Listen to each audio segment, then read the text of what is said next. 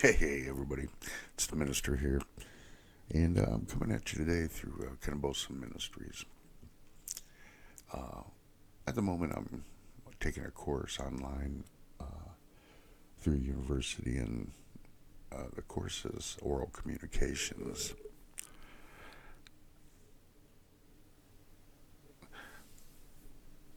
And we were discussing some of the speeches that Jesus had in the Bible, and how when he used parables,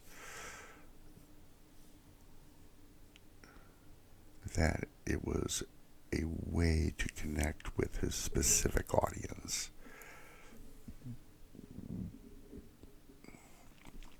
And I was just wondering if there was anyone out there that agreed with that.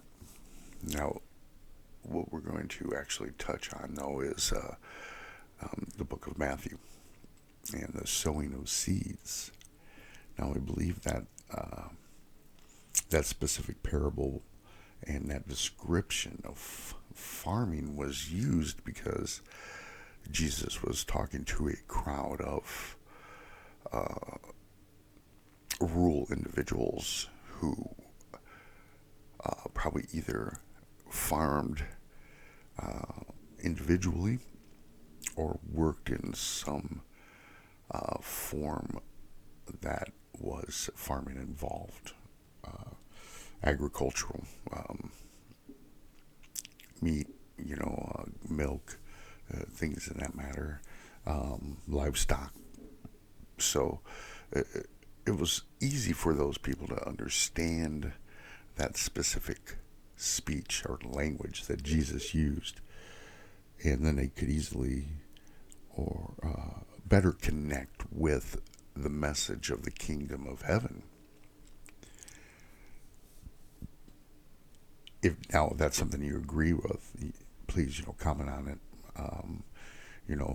Also give me a thumbs up, thumbs down, and let me know, why you disagree or why you agree with the statement I had just made about the scriptures. Now, I had an individual involved in this discussion that, pretty much stated that this is why Jesus used the parables. And I don't know if they just misunderstood what I had wrote, but it wasn't the fact that it was a parable, as in, the belief that it was something kept secret. From who is my point. For instance, if you said that to a group of individuals who've never farmed before, the sowing of seeds, and if you're not familiar with the scripture, I'll share it with you. Hold on here for a second. Let me get to my Bible Gateway, and I usually use the NIV or New International Version.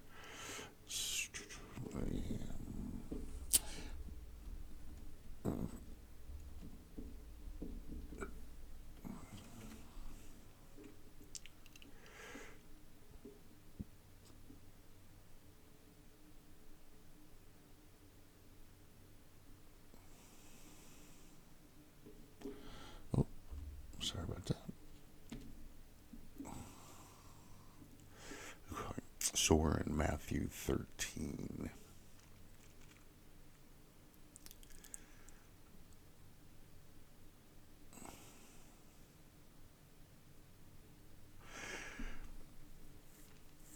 Okay, so basically what this is we're in Matthew 13. It says, that same day Jesus went out of the house and sat by the lake. Such large crowds gathered around him that he got into a boat and sat in it. And while the people stood on the shore, then he told them many things in parables, saying, a farmer went out to sow his seeds. As he was scattering the seed, some fell on the path, and the birds came and ate it up. Some fell in the rocky places where it did not have much soil. It sprang up quickly because the soil was shallow. But when the sun came up, the plants were scorched and they withered because they had no root. Other seeds fell among the thorns, which grew up and choked the plants. Still other seed fell in the good soil, where it produced a crop, and 160 and 30 times what was sown. Whoever has ears, let them hear. The disciples came to him and asked, "Why do you speak to the people in parables?" He replied, "Because the knowledge of the secrets of the kingdom of heaven have been given to you, but not to them. Whoever has will be given more, and they will have an abundance. Whoever does not have, even what they have, will be taken from them. This is why I speak to them in parables." It's funny how he answered them in a parable. That's because he believed that they would understand that specific parable. See that, he had two different parables for two different groups of people in this instance. So crowds gathered around him. Okay, now these crowds would be considered a disciple. They're following Christ. They want to hear what he has. All right.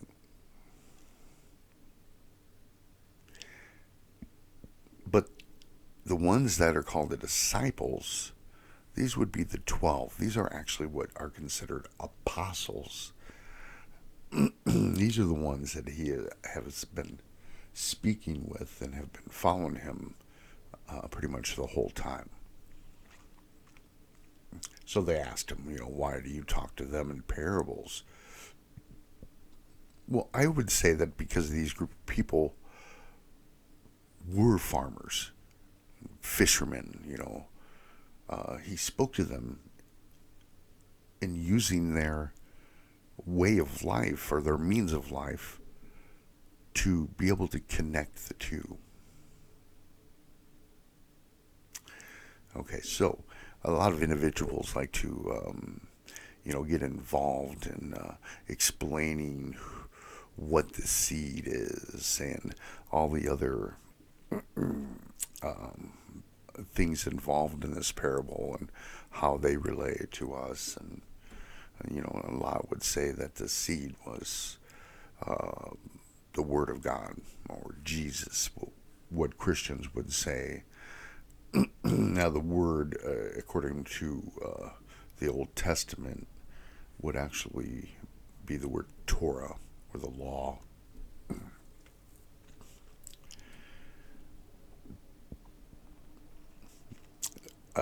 That's actually where the separation comes in between the two religions, is the interpretation of the Old Testament by the Christians, and then, of course, the continuous worship and following of the Torah by the Jews or Hebrews or Israelites for 3,500 plus years.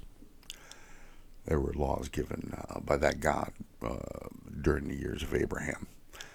And that's evident in the way some things that Abraham had already done and then started to do according to what would be Israel at that time, him being an ex-Canaanite. So what would your thoughts be on that? Do you agree that Jesus spoke in that specific language on farming and seeding because he knew that's who he was talking to? Then it would be easier for them to understand the point he was getting across.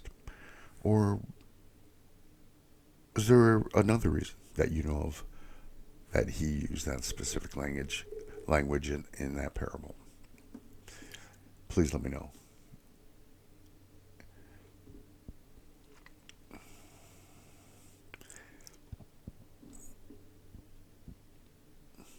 Other than that, there's a lot going on in the country I live in right now in America.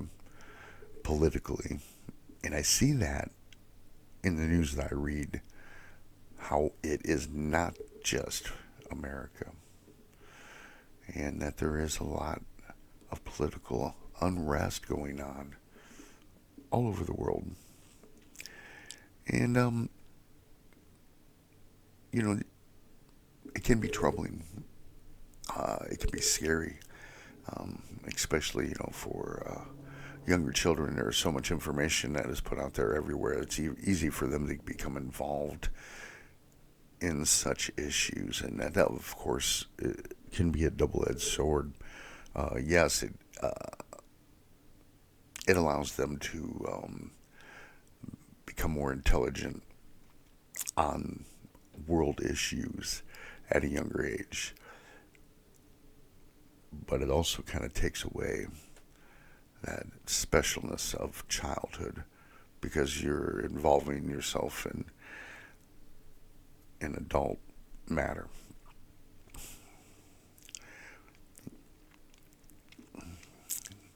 So let's take a look at what's going on around the world right now, other than America.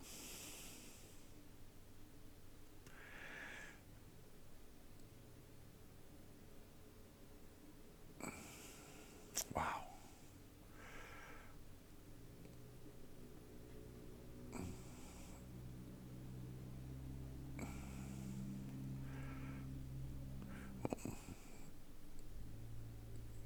So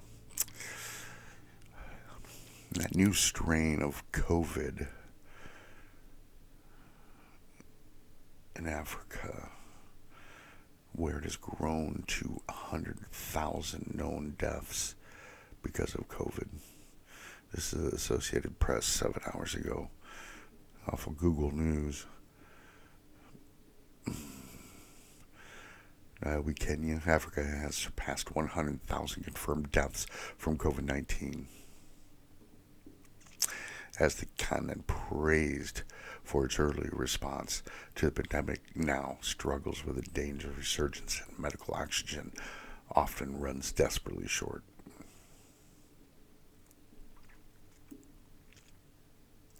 $1.3 billion people live in Africa. 100,000. And we're pushing 500,000 here in America. Deaths, that is. And we only have 320 million approximately.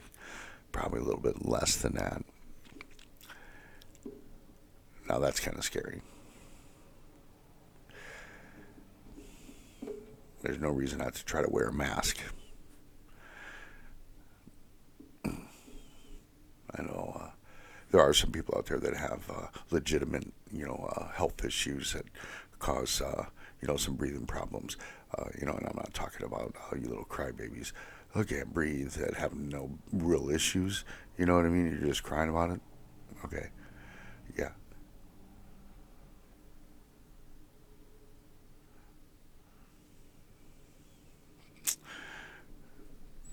Well, Israel says that their infection is down 75%, according to the Jerusalem Post 8 hours ago. I wonder.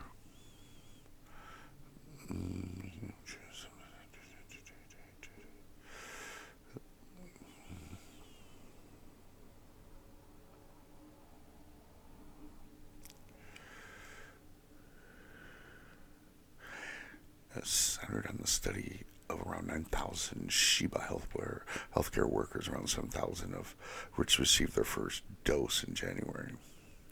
So these people that have been dosed, and they're down 75%. We're just into February. That's kind of promising. And that was Pfizer, according to the Jerusalem Post.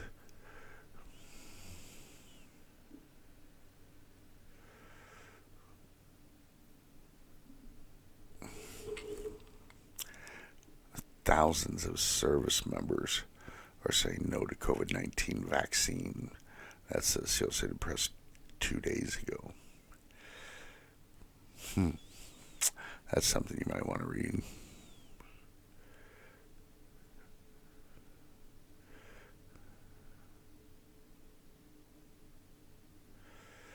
Wow. Now, the Washington Post has a post yesterday said that in India, a climate activist was arrested and it shows shrinking space for dissent. New Delhi, or Delhi, whatever. As public enemies go, Disha Ravi is an unlikely candidate. The 22-year-old climate change activist works for a vegan food company and likes to join volunteer cleanup drives. Earlier this month, she helped disseminate a list of peaceful ways to support a major protest by farmers against new agricultural laws. In today's India, that was enough to make her a target. Over the week, Ravi was arrested. Police accused her of sedition and conspiring to spread disaffection against the state. Wow. Did a bunch of people storm their capital and try to kill their politicians and stuff? No. Here in America, you get away with that too. Ravi's arrest is the latest example of a disturbing trend in the world's largest democracy. The government of Prime Minister Narendra Modi is deploying the country's legal machinery to suppress opponents and clamp down on dissident not seen in decades, critics say. Yeah. This is a fine example of why freedom of speech and expression is great. It's a wonderful thing to have. Now, that was in the Washington Post, if you guys didn't catch that yesterday. Do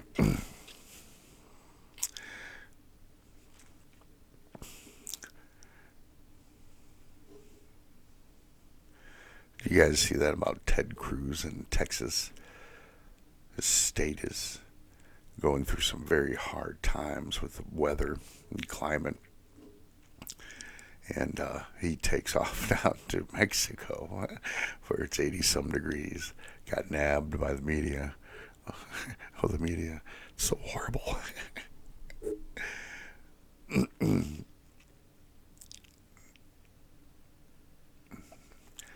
Can you? That's a discussion, isn't it? I mean, let's think about that for a second about the media and how there's so many people talking about, fake media, blase, blase, blah. Of course, everybody knows that all the media in this country, other than what is independently done on YouTube and other video platforms like that, is owned by conglomerates, but only like 5 different companies or some like that owns all the media that 300 plus million people get. And so these news companies, of course, do have individuals that are ideologically one way or another on a political side. So of course they're going to press toward one side or the other in their views with their newscasts. Yeah, and this is true both ways. Red or blue guys. We all know that, and OAN, Fox News, and there's all kinds of independent individuals out there that have their right wing, news on platforms such as YouTube. They're all over the place, such as Steven Crowder, which guy is really knowledgeable about what he comes across, but his approach is a little iffy. He likes to catch people off guard, it seems. But he will take a challenge too. The guy likes to grapple. He's into Brazilian jiu-jitsu, so I can tell he's definitely an individual that isn't afraid to take on a debate. I know he's throwing some out there. If you're ever into podcasts like that, you check out the interview that Joe Rogan does with him on there. And Joe Rogan kind of turns around what he does to individuals on the street when he tries to engage them in political talk. He catches them without, he caught Crowder, Rogan did, without the ability to research his arguments, which is a lot of what we see on Crowder's public blogs, where he engages with people on street corners and things like that.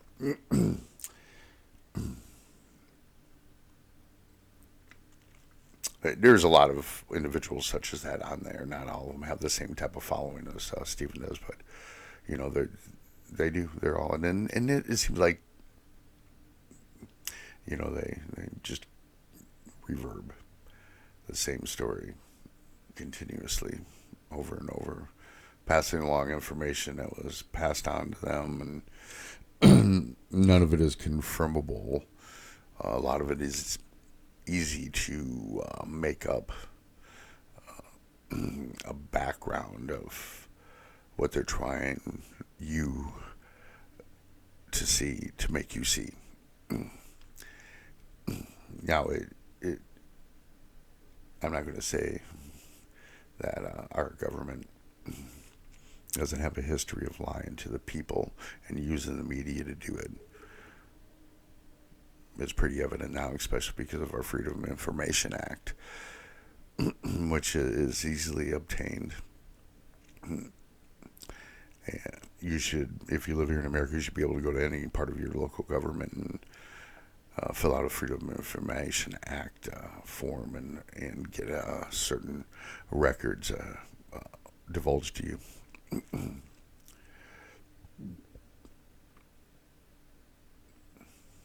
Is there anybody out there that has actually done that? Let me know how it went for you.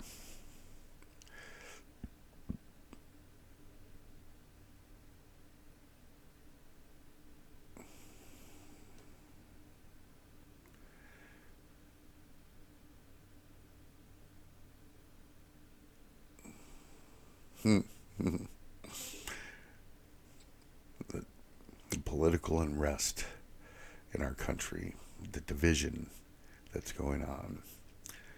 So it seems Mitt Romney, part of the GOP Republicans here in America, tears into Donald Trump again amid GOP civil war. That's Newsweek. Now, a lot of these hardcore right-wingers would say that would be, I would say, false news, then fake news. It didn't happen, or it's somehow misappropriated.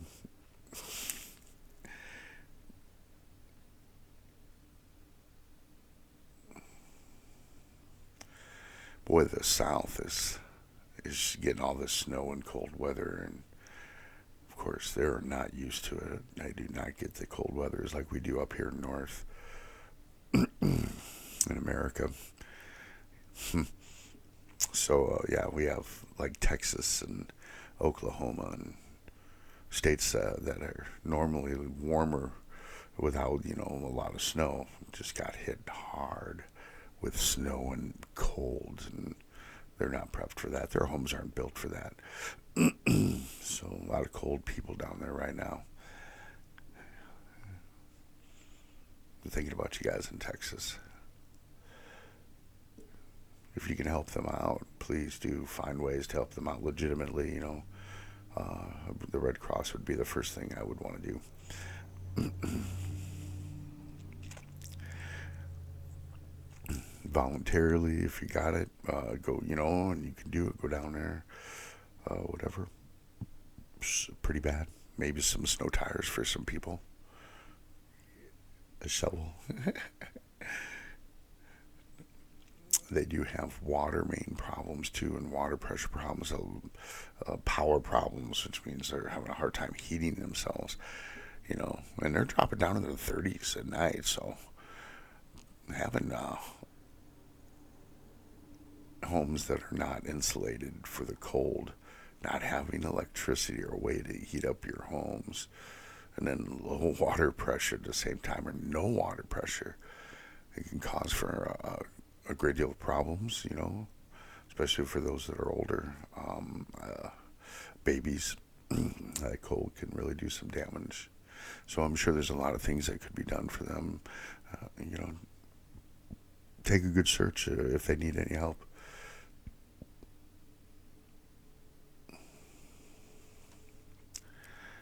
NPR states Native Americans are getting COVID-19 vaccines faster. Why are they? Well, it's got to be obvious. I think it affects them in a greater percentage of their population. That'd be why.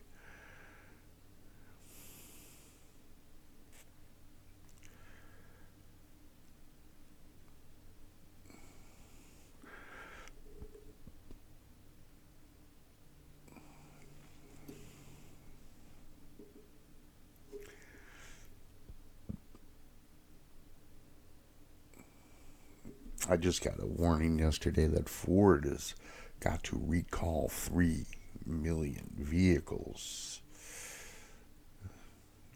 I would take a look into that if you own a Ford.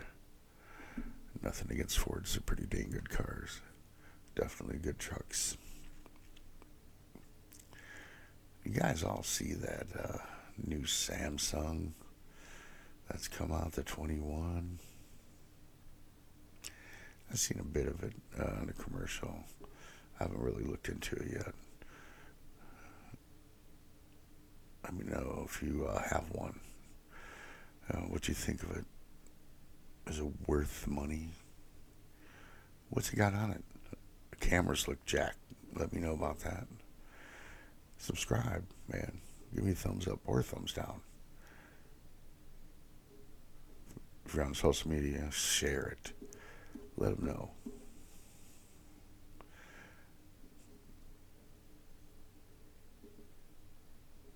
We got any fights this weekend? UFC has been having some pretty good every weekend type of deals going on, and I love that. Love it.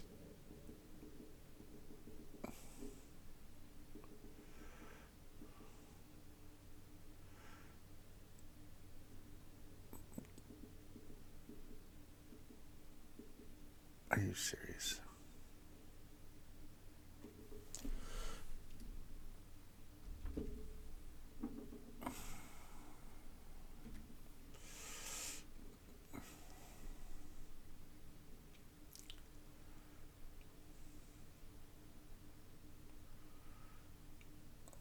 Ooh. Bellator would welcome boxing act in MMA.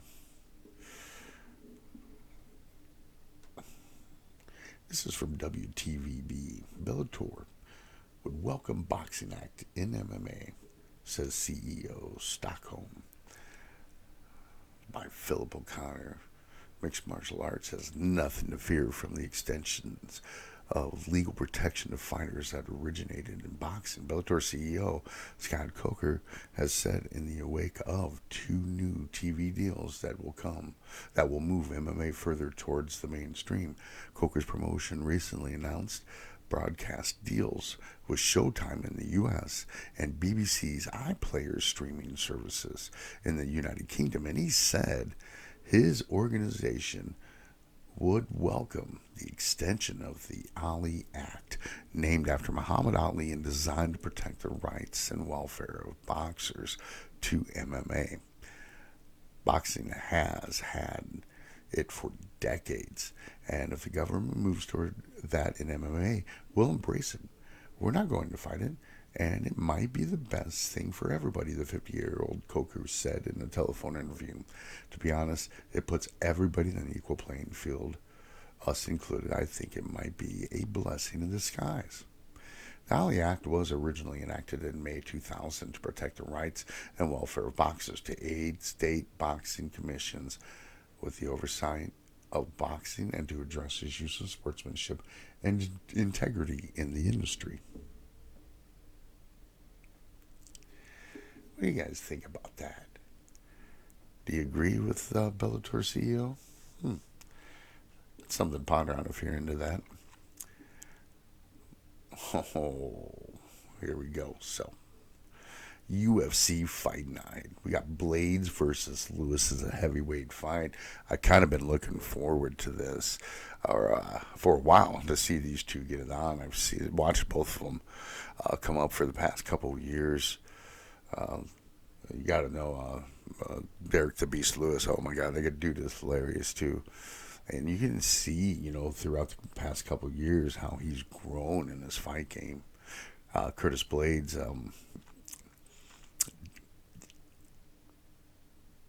I've only seen probably 3 of his fights, maybe at the most. And he's always, been there on every fight. He's been good at what he does, so that ought to be pretty good. And I think that's coming up Saturday night. This is from CBS Sports. Are you going to be on CBS Sports? Yeah, that's going to be pretty cool then. Yeah. So that'll be tomorrow night, right? Usually Saturday nights. It's only Friday, right? Okay, sure. Had to make sure. Never know. Yeah, so check that out, guys. UFC on CBS Saturday night.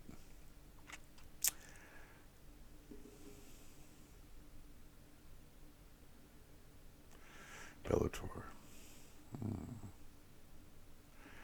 All right, everybody. This is the minister. I'm going to let you go for now. Peace out.